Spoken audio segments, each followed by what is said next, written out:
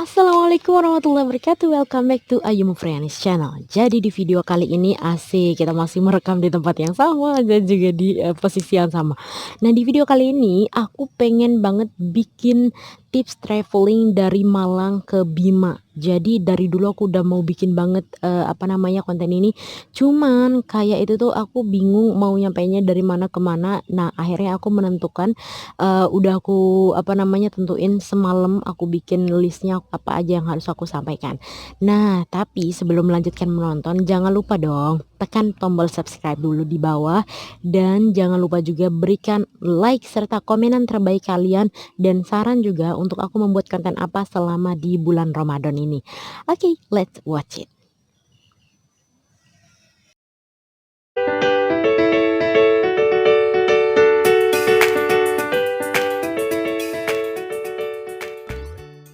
Antara kalian yang menjadi perantauan kayak Bima Dompu terus pergi ke Jawa atau Bima iya sih pergi ke Jawa dan Bima Dompu, orang Bima biasanya pergi merantau ke Jawa untuk menuntut ilmu yaitu kerja kah atau menuntut ilmu kerja gimana sih?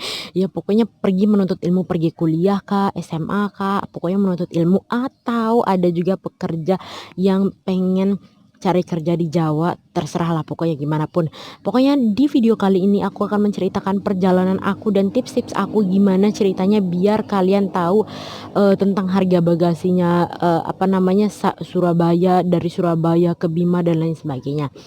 Nah, pertama kalau misalnya kalian adalah rantauan orang Dompu dan Bima, orang Dompu atau orang Bima yang merantau di Malang atau di Surabaya, tapi di Malang aja deh karena aku dari Malang kan. Nah, di Malang, nah yang pertama harus kalian lakukan agar mengurangi budget, asik. Ini sebenarnya di Malang itu ada bandara, cuman kayak itu bandara lokal, bukan bandara bandara internasional.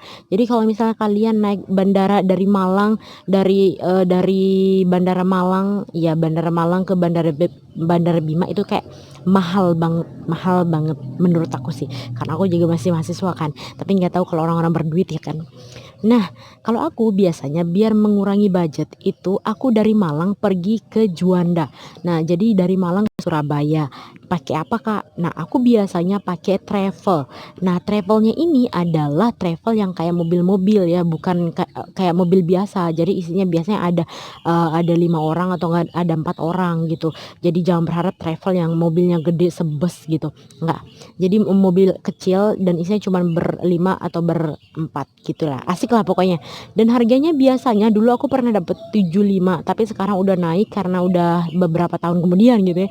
Udah naik harganya dan harganya itu jadi 100 per anak sekarang. Kalau kalian menemukan harga travel di angka 95 atau enggak 85 itu berarti udah murah banget. Nah, kita lanjut ke yang kedua adalah dari Surabaya itu kan kalian naik kan, kalian pasti bawa koper atau kalian pasti bawa barang. Nah, barang kalian itu sekarang udah ada peraturan bahwa tidak boleh lebih daripada 7 kilo. Nah, kalau misalnya 7 kilo harganya itu kalau kalian tujuannya Bima, ya dari tujuannya Bima, jadi kalau dari Surabaya ke Bima itu harga per kilonya kalau misalnya kalian punya kelebihan bagasi, harga per kilo dari berat bagasi kalian yang kelebihan itu harganya 53.000 sampai 56.000 kalau nggak salah gitu. Nah, terus habis itu udah kayak gitu kalau misalnya kalian kelebihan terus kalian bayar gitu kan, habis itu kalian boleh bawa barang ke kabin itu berapapun sebenarnya yang penting muat di kabinnya gitu kan. Nah, terus habis itu kan naik pesawat. Dari Juanda kita kan mau ke Bima. Nanti dari Juanda kita transit dulu di Lombok. Nah, di Lombok itu kita bakalan turun di Lombok kan, turun lagi kan, turun terus kan kita bawa koper tadi kan. Kan kita nggak naruh barang tuh di bagasi kan di bawah.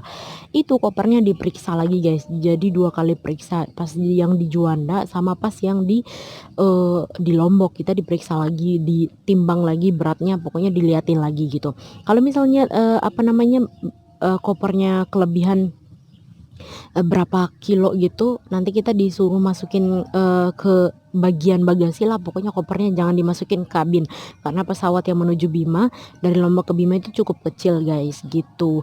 Nah pengumuman juga untuk batas bagasinya itu, batas bagasinya itu nggak harus 7,0 kilo, nggak harus kayak gitu, tapi bisa 7 lebih 35 berapa gitu, atau 7, lebih berapa gitu. Jadi pokoknya masih di angka 7 itu masih bisa, selama belum menyentuh angka 8 itu masih bisa masuk koper kalian guys. Nah setelah itu udah deh kalian nyampe Bima, kayak gitu aja sih. Nah itu sekian tips perjalanan dari Malang ke Bima. Kalian bisa langsung cek angka atau biaya bagasinya, tapi karena sekarang lagi dilarang mudik, so kalian harus bersabar guys karena lagi ada pandemi. Nah buat kalian yang belum tahu harga bagasi dari Surabaya ke Bima, aku udah kasih tahu. Mungkin lebih tepatnya video ini tuh kayak harga bagasi dan tips perjalanan Malang ke Bima gitulah pokoknya. Oke guys, thank you for watching. Don't forget subscribe, like, and comment. Wassalamualaikum warahmatullahi wabarakatuh.